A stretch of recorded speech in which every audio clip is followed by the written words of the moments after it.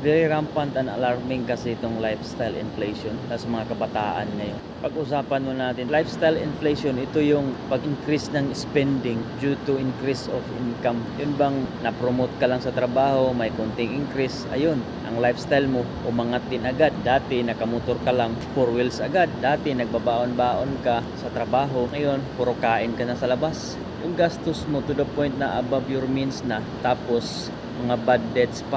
Iyan ang lifestyle inflation na very rampant ngayon, na siyang dahilan. Kaya itong mga kabataan, lalo na itong mga bago pa sa trabaho, tataka pa bakit hindi makapag-ipon. Kaya hanggat maaari, gastos talaga dapat below your means.